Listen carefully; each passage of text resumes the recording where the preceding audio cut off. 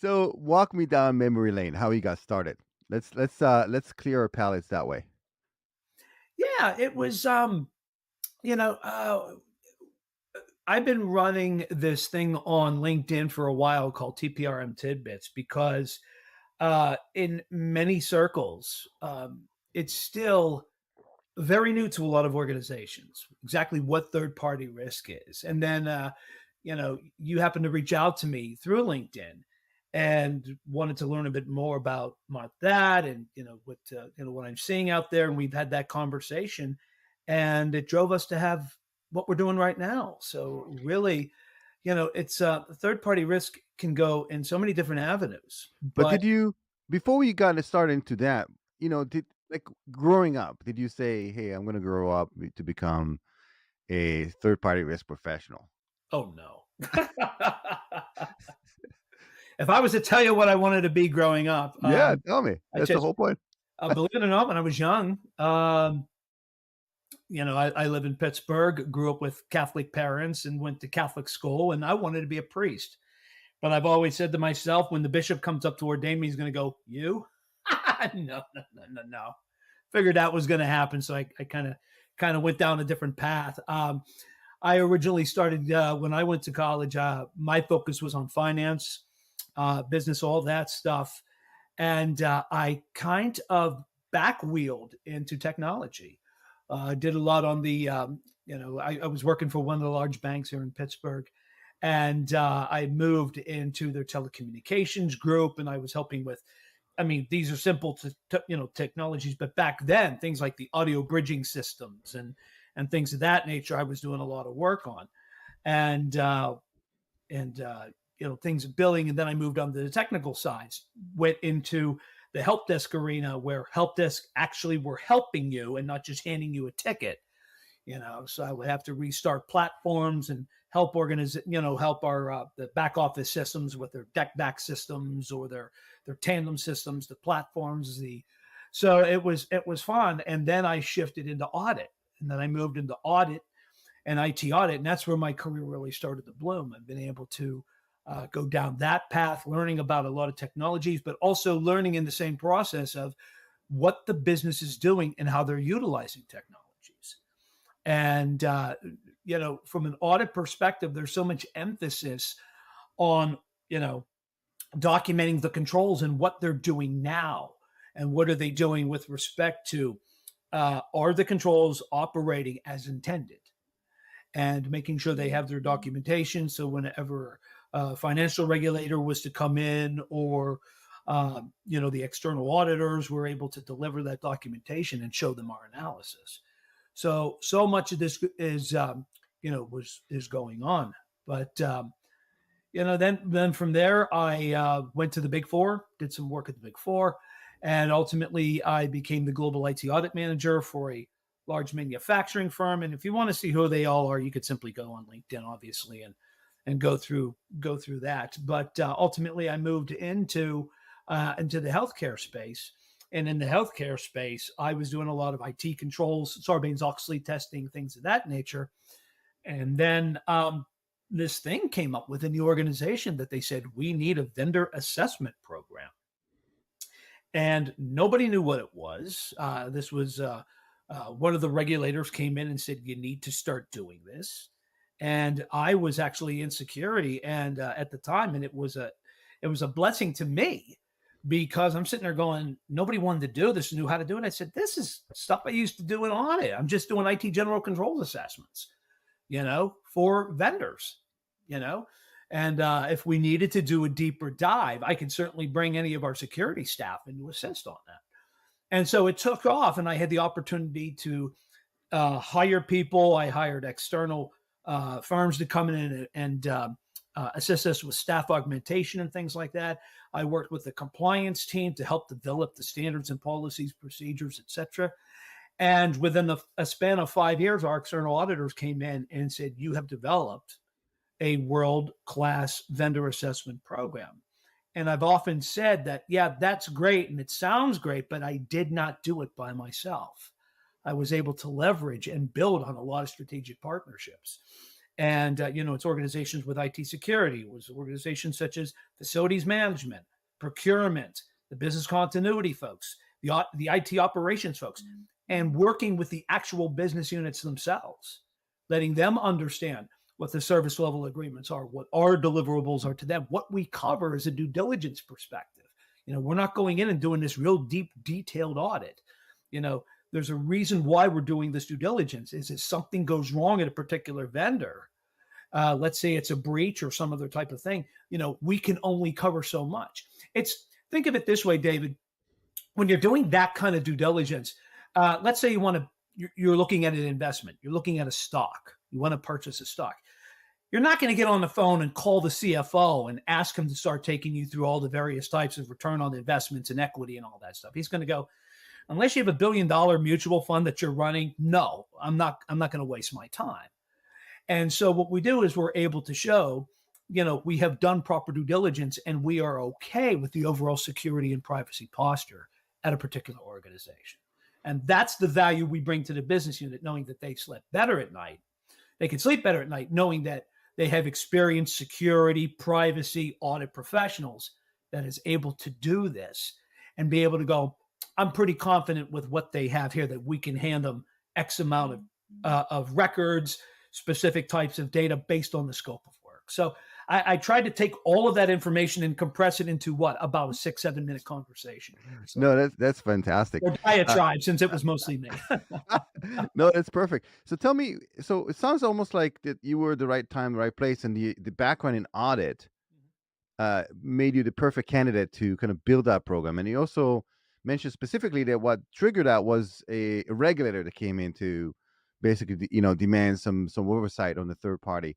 Do you feel that potentially all of it could have been handled by the auditors? Why do you think it was a whole program needed to be built?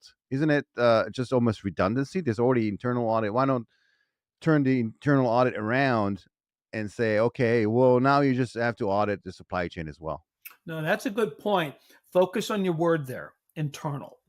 Okay. What internal audit's focus is, by charter, is looking at the internal controls from a totally separate set of eyes for the organization. So internal audit has only one direct report, and that's the board of directors. A lot of people think they report to the CEO. No, they report up to the board of directors. So what they ask is, because when you look at third-party risk, we're looking at things through the risk lens. We're not looking at things through the security lens or the availability lens or any of those things. What is the risk to the organization operationally, based on processes, based on location, based on the data? We viewed everything through the data, because you're looking at not just employee data, but certainly customer information. You're dealing with credit cards, you're dealing with health information, other types of sensitive PII. So everything that we've done was through the lens of data. There's other organizations that may be looking through the lens of, what the process is. You see this shift with respect to what organizations are doing from a pure supply chain and from a vendor network perspective. They are two different things. So in an organization like a healthcare organization or like a bank, when they're offshoring when they're offloading processing for IT systems, whether it's benefits processing, check processing, whatever the case may be, and they do that to an IT organization, that's part of your vendor network. When you are part of like a manufacturing firm, you're actually bringing a product to market and you're relying on other components, nuts, bolts, wires, other types of technology. That's your pure supply chain. And so when you're looking at your pure supply chain through that lens, your focus is on availability. When you're taking a look at through more of your vendor network, the focus is on availability, but with a lot more security. And I have scared a lot of people on the pure supply chain side, because when they're starting to see things like ransomware, geopolitical events, natural events such as floods, hurricanes, things like that, now they're sitting back and they're going, we never took this into perspective, particularly from the security perspective. I ran into the CISO of a manufacturer of candies, and he said, we have never looked at our vendors through the security lens. Everything we do is availability. What happens if there's a price hike on cocoa? What happens if there's a shortage in sugar? If there's a shortage in other types of things that we can't make certain candies with? What do we do? And now they're sitting there going, oh my God, I never thought about if a certain processor happens to get ransomware and it shuts down the facility. And do you think that's because of ransomware? Ransomware was kind of the trigger to all of a sudden look at the risk a certain way, I'm and going to say before that, yes. I okay, think it was. I think it scared a lot of people in the manufacturing side going, we're running all of these SCADA systems, and some of these SCADA systems have been around for decades. Why change it if it works? They're making updates and stuff like that. But the adage still applies in many manufacturing firms: if it ain't broke, don't fix it. Keep running it. We could do certain upgrades to it, but just like anything, if a threat actor is familiar with a certain type of platform that they're using, they have ways to go in and be able to hijack those platforms or put something on the network that's going to enable that data to be exfiltrated or shut down. There's numerous things they can do. right. And Tom, what I'd like to do is I'd like to make this an episode 0, meaning that we're going to start covering some topics, and we'll make this a kind of a primer where we based, the kind of the next episode, we dive into like different topics within the supply chain, because there's just so much associated when you can't cover everything in one episode. So let's start with like trivial questions, like, when people ask you what it is that you do today, and somebody does not come from from that space, what do you tell them you do? Let me throw this at you. You might get a kick out of this, David. Are you a fan of the TV show Friends? Yeah, of course. Okay. People ask my wife, what does your husband do for a living? And she goes, she's like Chandler. I have no clue what he does. And then my 18-year-old walks up to me and goes, Mom, he's a third-party risk management subject matter expert. I'm like going, thank you. At least somebody knows what I do in this household. So that's the running gag that we have. But that's what I tell people. It's third-party risk management encompasses all of these lenses, like I told, that I mentioned before. The running gag is it's not just for security anymore. It's not just cyber anymore. And that's what you'd have to look through. In many cases, for the last decade plus, third-party risk management was always viewed through the cyber lens. And if you had emphasis on security. if you had to explain that to a 10-year-old, well, to explain it, it's basically saying, there's everywhere you go, there's risk, and what we try to do is we try to mitigate and minimize. It's always going to be there. Anybody who tells you we eliminate, then it's just whatever, just go away from me. yeah, you're never going to eliminate the risk. In my mind, I'll try to explain it something like this. When you go buy ice cream from the ice cream truck, they have to buy, let's say if they manufacture their own ice cream, so they have to buy the milk, you have to buy the sugar and so on, and they partner with others to provide them those ingredients. Sure. And as a third-party risk professional, you have to monitor. We have to figure out, these partners, if they're still going to be in business tomorrow, and assess whether you're always going to have that milk. You always have to have that sugar, because otherwise the ice cream truck is going to go out of business. So that's what I would say to a 10-year-old, at least. You could do that, and you could also say things like this. If you really want to start diving deeper based on the scope of the assessment, how old is the milk that they're using? Where do they get their sugar? Was it ethically sourced, if that's a component or a requirement for your for what you want to do with respect to the ice cream? You could ask things like, or in this case, it's going to be out of the scoop of the assessment. Out of the scoop of the assessment. That's a good. I like that. That's being creative. I like that. Out of the scoop of the assessment. I'm going to use it in the future. Please don't trademark that. Well, no, of course not. Especially when we're talking about ice cream as part of the supply chain. Sure.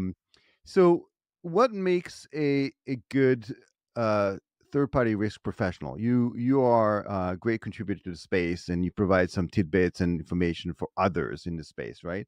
And so it's part of your journey to give back and expand that knowledge. So fundamentally, what make a good third-party risk professional? What kind of fundamental of basis of knowledge do they need to have in frameworks, or knowledge of frameworks and so on, that makes them effective in what they do for a living? You have to like to ask questions. There's a lot of, why are we doing this? Show me you're doing this. Who's doing this? And you have to be able to write. You have to be able to listen. I've often said that auditors have a tendency to make the best assessors, because the word audit is Latin for one who listens. And I said, you have to listen. And That's so cool, Tom. I learned something new. I did no, not know that. no, yep, audit, yeah, audience, Very people cool. are listening. And so, by doing that is you have to be inquisitive. You have to be able to document and tie back. But to be an effective third-party risk professional too, depending on the industry that you're in, you may need a stronger security background. You might need a stronger privacy background. You might need a specific expertise in things such as metallurgy, if you're dealing with certain components that come into certain materials, having that type of a background. So it really depends on what the organization is looking for in a third-party risk profession. But when you take a look at it in the aggregate, I'm going to say the dominance of people that move into third-party risk have a strong audit, security, and privacy background, because in some way, shape, or form, it's understanding the components with respect to security and privacy. Because in some way or shape or form, you're talking personal records are involved. Mm-hmm. And it sounds like it's good to have another multidisciplinary, knowledge on maybe industry specific, as you just mentioned. That also helps. Correct. Yes. There are things that are transferable. I've been around the block enough, playing in the financial space, playing in the manufacturing space, playing in the healthcare space, that obviously the things that I've done over the years from a third-party risk perspective, I can move into any of those industries. The trick of that is what do we have from a regulatory perspective? What do we have with respect to an industry standards perspective? So if you're in the healthcare space and you're used to doing things in the healthcare space, that might not be easily transferable from an industry perspective into something like manufacturing, where you have certain, maybe you have to be in alignment with, say, if you're in the gas or electric business, what are the FERC standards or the NERC standards? Or if you move into banking, are you familiar with OCC guidance? Are you familiar with Federal Reserve requirements, or whatever the case may be? So you really have to be able to brush up and understand what the requirements are for third-party risk, for data exchange and things of that nature. So that's, it does require a lot of reading and staying on top of regulatory guidance, standards. There's a lot of organizations that might turn around and go, I am a NIST shop. I will only do business with suppliers that can follow me with respect to NIST. Well, guess what? If you have partners that are overseas, particularly in the UK, they thumb their nose at NIST. They have their guidance that they like to follow. Right, because So NIST is very much a America centric, right? correct. Mm-hmm. And it's guidance, right? It's not regulation. There are industries that are, particularly here in the US, that are looking to NIST becoming more of a regulation than a guidance. But that's a conversation for another day. But when you go outside US borders, a lot of organizations look through the ISO lens. So they're looking at ISO. Are you ISO compliant? 27000, 27705, whatever you're doing in the cloud, 27018. My God, I sound like Joe Friday from Dragnet here, quoting laws here. But yeah, it's staying on top of all of these things, and it's just things that you learn over the years and you pocket away. And for those who are listening, who are other new grads or people from industry they're listening to this and say, I like to be like Tom. I like to potentially. It sounds like he's excited about this. Sounds like he really enjoys what he does, and he's really passionate about it. And you can tell from the way you speak. And I want that too. What is the journey for somebody like that to take to start somewhere and potentially get into a position where they either being employed by a company that needs that, or either by a vendor that needs that? what's the steps they need to take? What's the kind of the typical journey? Sure. First, any kind of background you get is great. Whether it's a security background, I'm seeing a lot of people getting the security background. It's still the bedrock of third-party risk. It really is. And the way to sell that too is, look, ransomware is front and center of a lot of minds. Most importantly, business units and the board.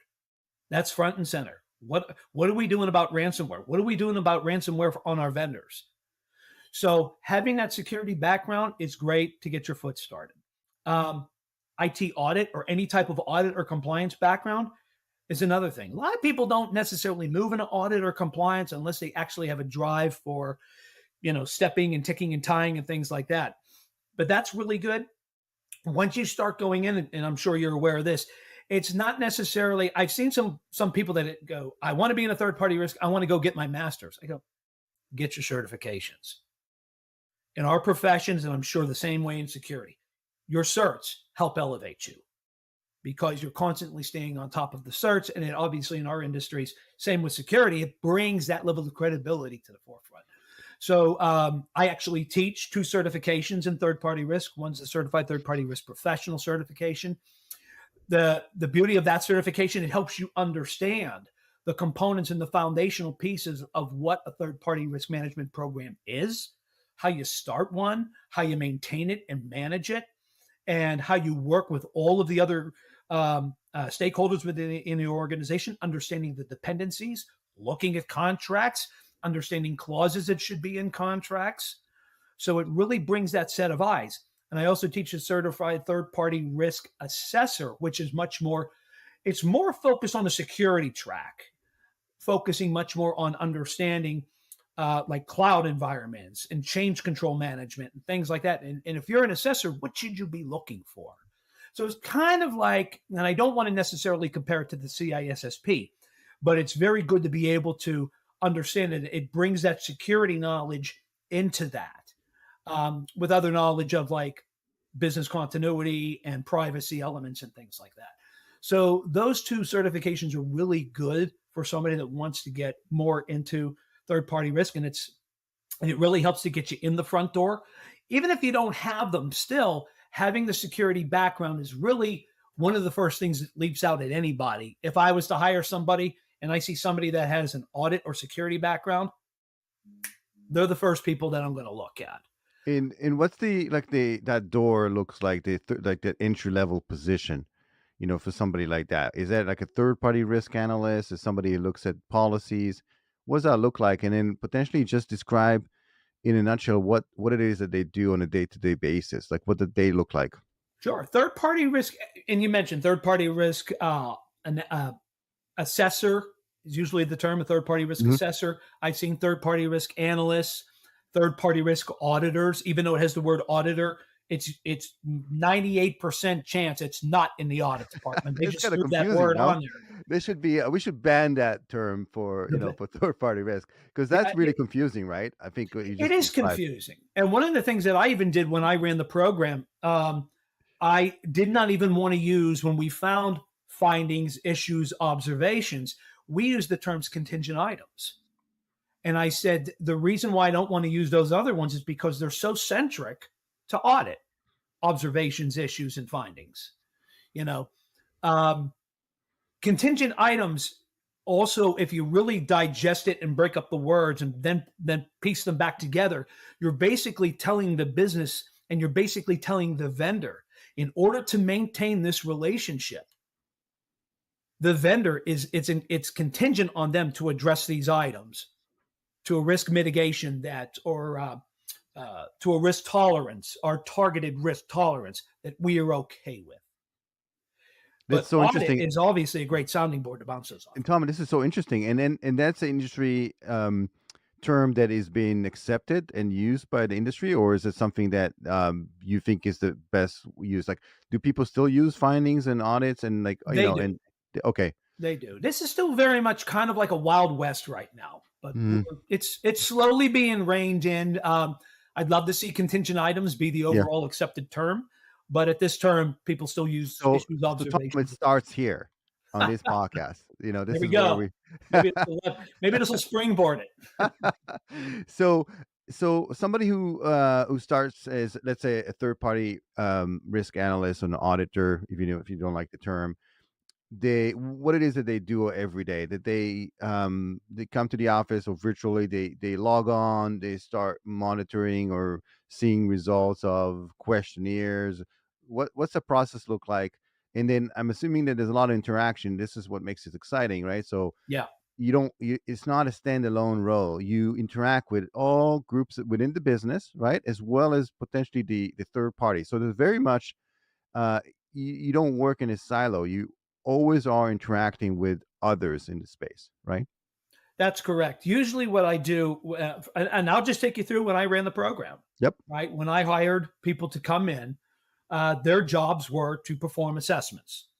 So usually what it is when the business, it starts with the business unit, or it could start through procurement, whatever the chain is, however it's been developed. They let me know of the vendor relationship. And then I would turn and say, who is available to do this assessment? Or if there's a specific location, if I had people on the East Coast as opposed to the West Coast, and this is a business unit that's on the East Coast, I'll give it to one of those people. Okay. It makes no sense in assigning a 3-hour time difference for somebody to work. So I would follow that methodology. And then I would have somebody that goes, okay, you have assessed this business unit before. You have done risk assessments for this business unit before. But if it's a brand new person, I would start off either shadowing. I think shadowing is a great way, obviously, to be able to learn how things are done. But basically what they're doing is they're going to talk to the business unit and say, I understand this is the scope of work for this engagement that you're doing with the vendor. Whatever processing they're doing. Okay, how many records are we talking about? 10,000, 10 million. Big difference. What kind of records are they? Is it company confidential information? Is it financial information? Is it personally identifiable information? What are we talking? Basic white page information, first name, last name, street address, maybe IP address?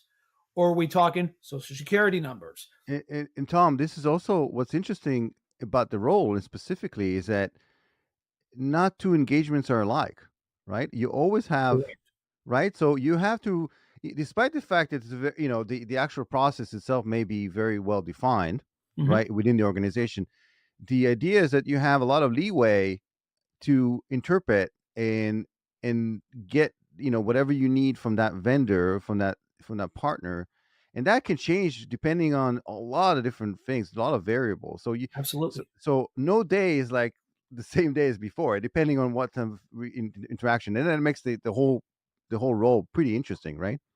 Oh, absolutely. You could have a business unit with 10 different scopes of work, and each one's different. Each one has a different set of requirements, has a different set of uh, key risk indicators that you got to take a look at. I've had one of the classic ones that I sit there and say is I had a business unit came up to me and said, Tom, I really like this vendor and I want to bring them on board. And I said, well, what do you plan on doing with them? And he said, I want to give them 1 million records of this particular data. And I said, had they ever been through an assessment before? Do you have any idea what their controls look like? Have they, Tom, that to my knowledge, they don't even have a SOC 2 or they don't have anything like that. And I would sit there and say, okay, here's how I can help you. Here's the value I'm going to bring to you. If you just want to get them in our vendor inventory and have them do some work from you, start by giving them maybe 100,000 records, million records. Have it be low-based PII. As I mentioned, basic PII, low-based PII. And I said, because we have developed our scoping standards. And by the way, PII, for those who are listening and not familiar, personally identifiable information. Sorry, don't mean to just throw acronyms out there. Yeah, no, that's perfect. People are looking at it, what the hell is PII? But sorry, you can edit that. And and one of the things that we did is I said, we could take them through that. And then if you want to give them protected health information, or you want to give them credit card information, we can let you know what we're going to be asking for and what we're going to be checking on. So I'm basically saying, I'm giving you the answers to the test. And what we did was we looked at them. Their controls were satisfactory based on that scope of work. Then the business unit came back and said, Tom, thank you so much. 6-7 months from now, I plan to give them credit card information. Now what they're doing is they're raising their security, particularly around they understand what they need to do from a PCI requirements phase. They're going to start rolling that out. Then we can do a reassessment on them. And so we've already have an understanding of their baseline controls. Now we can target for that scope of work. Do you have these controls that tie in for PCI guidance, or actually the PCI standard? And that's what we would assess them based on that. So then they got 2 scopes of work, particularly tying into that business unit with respect to that vendor. So, and it's fascinating. Like you mentioned, you're talking to the business, you're working with the vendors. And as you probably have figured out, I'm a people person.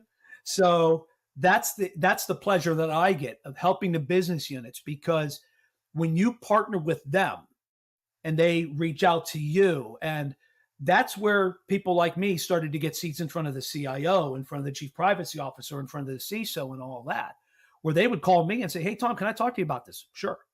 And then that helped to build my stature within the organization. So you can climb relatively quick within the organization by being involved with this stuff. That's right. And then you get exposed to the business units, right? Yes. Sometimes at the highest level, depending on the engagement. And then it sounds like it's a satisfying journey, right? Because you kind of lead them by the hand, and there's a light at the end of the tunnel where things are done, which is really satisfying to see. Let's say a brand new vendor and business units come together and finally, tying the knot with your assistance. And so that also has to be satisfying, that you are were able to lead them to a successful journey. Now tell me, typically, so I'll give an example. In some organization, the security teams is not very much liked. They have this, sometimes conflict, not a conflict, but almost friction sometimes between, security and the business units, because they see them as a creating slowdown in processes, and nobody likes them and so on, because they kind of seems to come from above. What is the third party risk DNA in these organizations? Like, is there similar type of relationship, or is it different, or is it, because again, every entity within the organization has its own attributes, almost like, the audit guys who nobody like, tell me what's it like in a large enterprise. I think we were very successful in shaping our message. And what we would do on a quarterly basis, we reported into the chief privacy officer, and the chief privacy officer would send out a quarterly reminder letting organizations know that if you're going to engage in a net new vendor, or when our GRC platform would send them a notification, a business unit, and saying, hey, look, we have a reassessment coming due, that they reach out to us and make sure that by policy, everything has to go through the vendor assessment program. So it's a constant reminder to them saying, hey, you have to go through this. It's funny, I'll bring this up because I still laugh at it to this day. The actual business units themselves were very good at doing this and building this into their project plan. IT, not so much. Can't tell you how many times let's take today. It's a Thursday. Somebody would call me up in IT and say, hey, Tom, how long does a vendor assessment take place? How long does it take to do a vendor assessment? And you're like, why? Depends. And they go, well, we're going to start transacting data on Monday. And I'm like, no, you're not. Because we have to do a vendor. Here's our SLA, and I would share the SLA. Our SLA was 30 days from the date of notification to by the time the report goes out the door. And we had a risk committee that had to review it, of C-level executives. And they go, what am I going to do? Your project management office knows this. Okay. And then I've always built things, and this is going to be an upcoming tidbit. So I'll share this with you. I'm breaking this to you. That what we did was we created a notification to the business unit VP saying, we are allowing you to transact data while the assessment goes on. But if we're not comfortable with that assessment, we reserve the right to pull the plug on the assessment and pull the plug on the engagement and you have to cease sending them any type of information. That's when the business unit VP picks up the phone and calls me and goes, what are you asking me to sign? And when I tell them that, that's usually when they bring the project management in and goes, how the heck did you not know this? Next time, build a 45-day or 60-day buffer into your project plan. And then it usually doesn't happen again. But organizations have a tendency to do that, particularly on the IT side.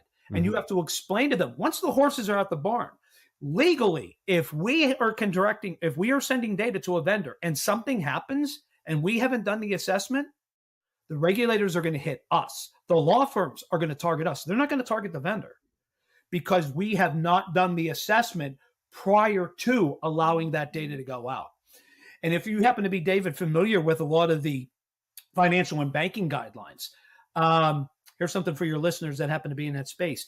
Even though it has been updated and it's been superseded by a new act, Appendix J of the FFIEC, the Federal Financial Institutions Examination Council, released a great document called Appendix J, which talks about business resilience, why you need to do this up front, testing with your vendors. And this also goes back to a regulation called 2013-29 of the OCC, which basically says you need to do this prior to transacting data. So when you start looking at the relationship, you have to do the assessment, take it through the contract phase, and then continuous monitoring, and it's the big circle of life. I threw a lot at you. I know I did. No. This is perfect. So tell me, the Chief Information Security Officer typically leverages the entire organization. So they had to create security awareness programs, or they're sending out a communication. And again, it takes a village to make that the whole moving parts of security to have everybody, in everybody's mindset, to make it more effective, more efficient, and frankly, just better for the entire organization. Does the chief third-party risk compliance, do they do the same? Do they communicate to the organization, like in terms of, as you mentioned, for example, what are the best practices when engaging with a partner? What things to look for in terms of project management? What are the pitfalls of engagement? All of that, is that something that routinely has been done within the enterprise, where again there's an engagement, there's a communication from the third party risk department to the rest of the organization to make everybody more effective? Well, what we tried to start to do, I should say, was do a roadshow and taking it to locations within the organization and having either the head of the department or a designated attendee from that department to represent them, to understand what a third-party risk management assessment is and why they have to go through the vendor assessment program. We used to use the term VAP. Why they have to be VAPed. People used to use that as a verb there. And so it's taking them through not just what we do, but why we have to do it and the importance of it and how we want to partner with them. But in order to have that partnership work, we need transparency, we need honesty, we need them to be as forthcoming as can be, because I cannot tell you how many times, whether it was me or whether it was my staff, being on a conversation with the business unit, and they're sitting there going, Tom, we're only giving them basic PII. And I'm going, send me a copy of the data elements documentation. And then you start looking at it and you're going, okay, L name, last name, F name, first name. What's SS pound sign? Oh, social security numbers. The devil's in the details. That's it. And I've always said this, and I take this to the bank because it happens all the time. I said, if you really want to know what the business unit is sending to the vendor, ask the vendor, because they know what they're on the hook for. And I've been on calls where the vendor's going, no, we're getting credit card information from you. And they go, really? And they said, yeah. And oh my God, I was out that day. I wasn't in the meeting. And that's what happens. Or I had you'll get a kick out of this. I had a situation where the legal counsel from a business unit called me up and said, hey, Tom, I just want to share, we're picking this one vendor to help us decide where we're going to put new stores in a certain geographic region. So with that being the case, it's more driven from marketing.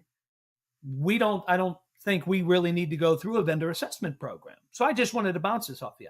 And I'm sitting there going, it's like your spider sense is tingling and you're going, okay, something here is not being shared with. And I said, I'll tell you what, why don't we just have a call with the vendor so I could better understand this? And he's like, yeah, sure, no problem. So he set up a call. And I got to keep saying this. Remember, this is the attorney for the business unit. This is the legal counsel for the business unit. Sets up a call. So you have the legal counsel, you got the business unit, and you got the vendor. So the legal counsel starts talking about, Tom, hey, great to have you here. As a run through, here's what we're doing, blah, blah, blah, blah, blah, blah. And I'm like going, and he goes, yeah, they're going to be using time-tested marketing techniques and strategy techniques to figure out where to put these stores. And I said, and I'm talking to the vendor on the phone. Sounds great, by the way. What a great pitch. It does. It does sound like a good pitch. And I said to the vendor, so are we handing you by chance any personally identifiable information? And this is where the collective jaws dropped, where they said, yeah, we're actually taking to see what health information, you might have, for instance, a certain need in this geographic area, but they're all purchasing all of this prescription drug information from here. So we're going to build a store here. And I'm just sitting there going, I knew it. And then you sit there and go, thank you, gentlemen. We'll start the assessment on Monday. And then the attorney comes, I never knew. I'm like, you're an attorney. You should be asking these questions. But that's the value of third-party risk coming in and saying, I need more information. We need, my first position here is to protect the business unit, but to protect the organization. And if I turned a bad eye and just went, okay, don't worry about it, and something happened with that data, and we didn't take a look at the controls on how they were going to handle God knows how many hundreds of thousands, if not millions of records of health information, it's going to come back on me. Where was the vendor assessment program? How did you miss this? So that's why you got to ask the right questions to make sure if somebody doesn't have to go through that program, then we sign off on it. And if so, we have them in the queue and we have them in our inventory. And Tom, it sounds like it's in everyone's best interest to have all the ducks in a row in an engagement. That's because true. The vendor's best interest as well is to listen. At the end of the day, they want to do business. They want to make money. Yeah. They don't want to cause like some harm and cause financial damages and in consequences for handling, mishandling, communication or data or so on. So it's in their best interest as well to make sure that it does not happen. Right. For continuous relationship, also industry. This word travel fast, right? If you're a vendor, something happened with a service provider or whatever, something blew up like that, it's not good for your reputation. Most likely it will travel real quick and you're not going to be able to do business with anybody else. So it's in their best interest. It's actually everyone's best interest to make sure that doesn't happen. So do people aware that that's the case, or they just say, well, they just have a very short foresight and say, oh, we just want to have this transaction done and move on? No, let me see if I can even put that. You might get a kick out of this. I cannot tell you in the infancy of the program when we were running it, how many vendors have called me and said, thank you for taking us through this. And these are more of the small, mid-sized vendors, not the big dogs like the IBMs, the Cognizants, etc. These are the smaller and mid-sized vendors. And they're going, thank you so very much for this, because we've never been through this before. And your team has really helped us to guide this. And I know this is not going to be the first, this is not going to be the last assessment. And so we actually prepared them from assessments from other clients. Was that a tail that I just saw? Yeah, my cat's getting ready to crash the camera right now. He just jumped up, and that's why I'm holding him back. And I swear to you, every time I do something like this, my cat has to make an appearance. And also, the vendor. Let's say you touch upon a really good point, and then we'll wrap this up, because I have so much stuff that I think we just kind of cover the tip of the iceberg. Sure. So also the vendor, if if they show this level of maturity when talking to yet another customer, most likely again they can almost show this as a competitive advantage. Look, we are more mature. It's part of like our process to get all the ducks in a row from an engagement perspective as a partner. We are now much more, we're more secure. You can your data is safe with us. Um, and basically use that to promote business and promote the business and accelerate the business. Is that a Yeah, correct statement? it is. And I'll tell you why too. It is a business differentiator to doing that because you're able to do on two fronts. On the first side, from an assessment perspective, by being able to do this, I think I've shared enough where you can say I'm protecting the business. But as a vendor, from the vendor lens, if I'm able to sit back and go, all right, we're going to be assessed. What do we need to make sure we have with respect to controls? It's documented. We're able to be transparent and share with our clients what we do.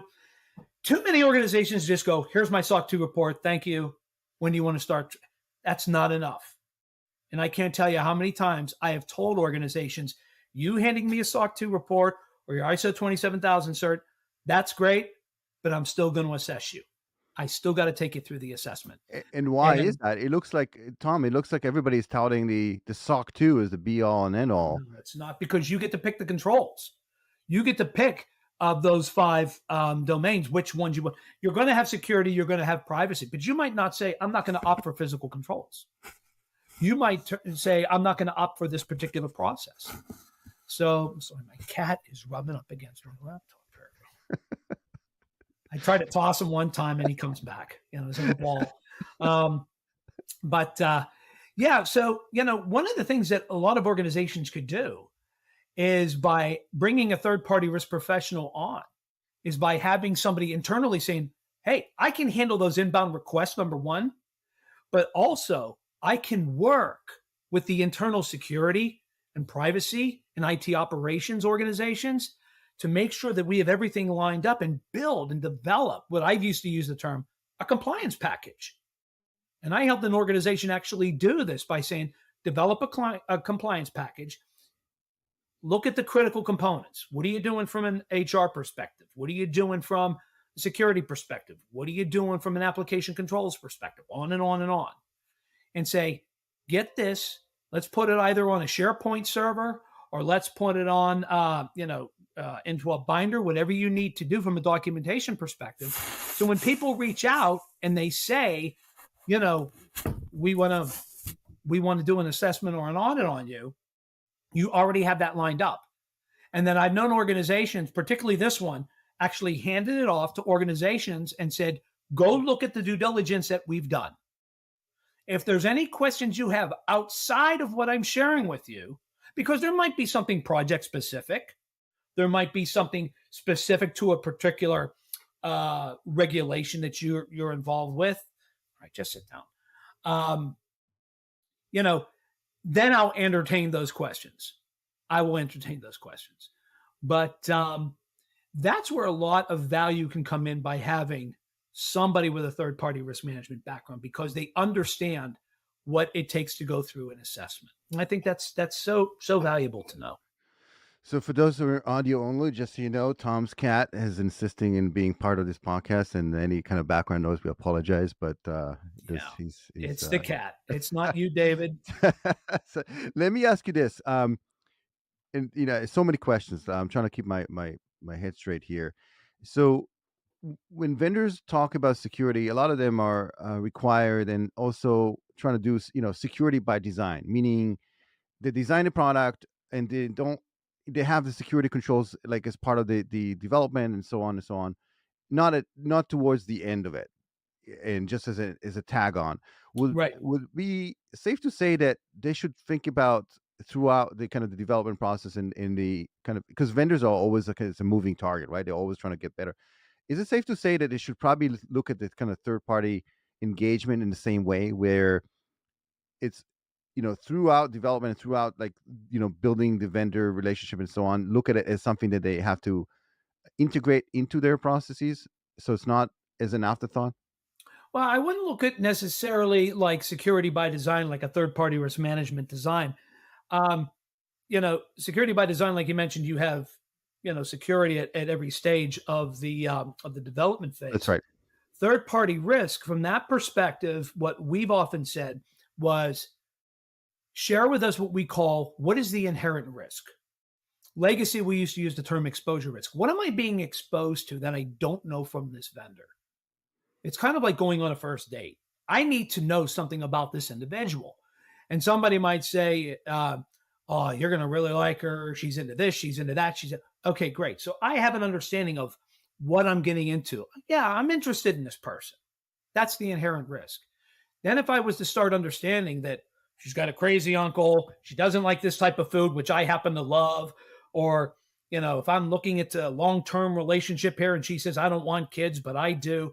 Now I'm sitting there going, now I'm looking at risk. My tolerance for risk is going up, I'm sorry, my tolerance for that risk is going down because I'm starting to see all of these negatives. Right. So And that's tied you into talk me about. personally. Yeah, and you talk about almost like a life cycle. So it's in a vendor relationship too, as you mentioned, you may start small, relatively speaking, small engagement with maybe limited data or limited risk, and that can very quickly escalate to a much more robust engagement, much more involvement. Absolutely. Absolutely. How do you deal with that? Yeah. What you can do with that, first off, is let's take a big dog like IBM. Okay. Everybody uses IBM, every large organization practically. IBM's probably doing upwards of 20 to 30 various scopes of work across the enterprise. But when you start taking a look at their enterprise controls, they're pretty much the same. They follow certain security by design. They have security across the board with respect to their network controls. Regardless of where the processing is being done, they have security standards. They have change management standards. But what happens if the processing is being done at a facility that's brand new? How do I know what the physical controls are there? I need to see them. So this is where a value like a SOC 2 can come in. And if they don't have one, this has happened a lot of times. I used to joke around with the IT folks. I'm like, you have all of these scopes of work now across 6 different IBM locations. Can't you just pick 2 or 3 so I wouldn't have to keep sending people there, or you don't have to turn around and go, because oh, Tom, we got a SOC 2 for that. Then they send me the SOC 2 and I'm like going, it's not in here. Oh, I do read these things, by the way, because, the account executive's like, oh, I got a SOC 2 for that. And then you're going, it's not in here. Where's the app? What's the reaction, Tom? I can't see, I can't imagine the account, the account manager. Happens Like, all the time. And then I have to send one of my staff to do a physical controls assessment. They like go like busted. Yep. Well, they obviously didn't read it, so I don't think they do that on purpose. No, and I say this, and I say this openly. Many organizations tend to use SOC 2s as marketing documentation. Oh, look, we got great controls. Here's our SOC 2 report. Thank you. I will review it. I will look and note the management responses in it. But guess what? I'm still going to assess you. And here's why. Because the scope of this work has certain needs. And I got to make sure that the needs of the business unit are being met, not the general ones that the external auditor came in to look at. And by the way, I need to see how many of these that you are actually, oh, no, we're not going to cover that in this, because every time you add something on, it adds to the cost of the SOC 2. And not every organization, particularly smaller and mid-sized organizations, got the coin to put out a SOC 2 report annually. So they might, my tolerance was every 2 years. So if you gave me a SOC from 2019, I'm going to throw it out. If you gave me a SOC from 2021, okay, I can, as long as it's before May, what is this? My eyes are going. May 18th, I'm fine. I can look at it because an assessment, like an audit, is a point in time. But, and you're making a lot of cases to and you need to have good judgment. You have to have good judgment. Good technical skills are good. Good understanding of rules and regulations, but you also, and this, judgment is something that you hone on, and it's part of your craft as you mature in your professional career. You almost develop like common sense, like almost like almost like another like a third-party risk brain, where it's separate from it's almost like a sixth sense, but in the sense that you've from experience you've kind of know where the gray area, because it seems like there's a lot of room for judgment, like from individual perspective, and meaning that you can interpret certain information and data many different ways, but it comes down to your experience as a third party risk professional to make the determination in terms of whether it should continue and move on, or we have to push back. Listen, Tom, we coming to the top of the hour. I'd like to wrap this up, and we have so many topics to cover. We'll do a couple more episodes. We have, I think we just got started. What's the easiest way for people to reach out to you and then plug in your podcast, the tidbits that you provide, and then we'll wrap this up. Well, thank you so much, David. Yeah, if anybody would like to, I always said I have an open door policy, and I mean that not just internally, but whether it's the people that I've taught over the years or anybody, I said, just reach out to me. Be more than happy to have this conversation, because it's a way that I like to give back to the community. So if anybody wants to either connect with me on LinkedIn, Tom Garrubba, or you could reach out to Tom, Garrubba, my last name, at echeloncyber.com. Be more than happy to follow up with you. Let's get something on the calendar. And, if you sit there and say, it's like Lucy and Peanuts, the doctor is in, and if you want to be Charlie Brown and sit down and just, hey, Tom, can I bounce this idea off you? I'm more than happy to do that, because we all work together in this. We all help each other out. And that's really what it's all about. It's all about the continuous learning experience. 100%. And we will as well do a live session with like AMA, Ask Me Anything. I'm going to schedule that in advance and maybe come up with some questions, because again, I'm sure people have, some questions they'd like Tom to answer, and from their own experiences, maybe there are some challenges they're facing right now in their own business and companies. Both from the vendors and the enterprise side. I think, again, we're all working together to accelerate business. That's the underlying reasoning for all of this. Perfect. Yeah. So until then, stay safe online as well as offline, and I'll see you at the next episode. Thank you very much, Thanks Tom. so much, David. Take care. Take care.